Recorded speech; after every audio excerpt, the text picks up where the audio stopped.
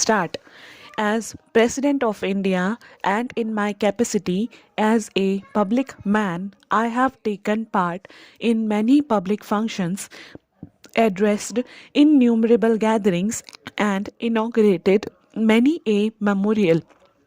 But I should not hesitate to confess that I am so intimately connected with the memorial to inaugurate which you have invited me today, and also with the young men in whose memory it is being raised, that I am finding it hard to suppress my emotions without taking into consideration the experience and age of those who participated in the 1942 movement in Bihar. I must say that all of them were and are my colleagues, since I too had the privilege of taking part in that agitation. Some of us got an opportunity of working among the people, while some were arrested at the very start of the movement, so that their activities remained confined within the four walls of prisons. But some of us whose patriotic fervor raised them above the distinction between life and death became targets for bullets during the very first phase of the agitation, and thus died a hero's death. You will agree with me that these persons must be assigned the foremost place among those who have made sacrifices for the cause of the country. It is in the memory of such martyrs who laid down their lives unhesitatingly that this memorial has been raised.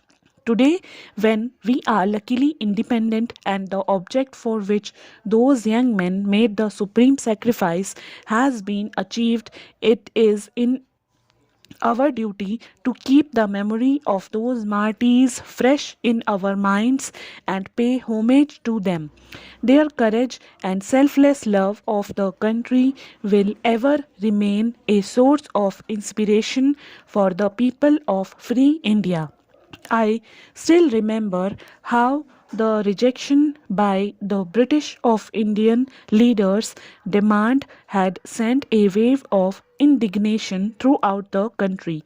Mahatma Gandhi and other nationalist leaders knew about the popular feeling in the country. They were keen to utilize India's manpower and this upsurge of enthusiasm in the helping the allied nations who claimed to be fighting for democracy. It was possible only if India were declared a free country, or at least her right to freedom accepted in principle. Unfortunately, the government of the United Kingdom failed to rise to the occasion. The British authority decided to suppress by force the Indian people. When I review the history of the last 50 years, I feel proud of the part that Bihar has played in the country's struggle for freedom. This feeling of pride is not based merely on the fact that I too happen to belong to this state. The real reason for it is that I have been personally familiar with Bihar's public life and its movements during this half a century.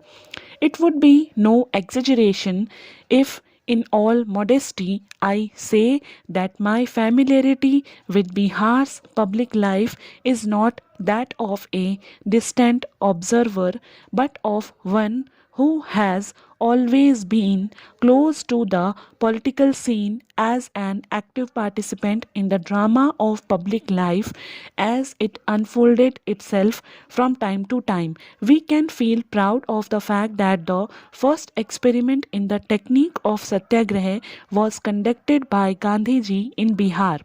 To all the subsequent movements and agitations, Bihar made its appropriate contribution.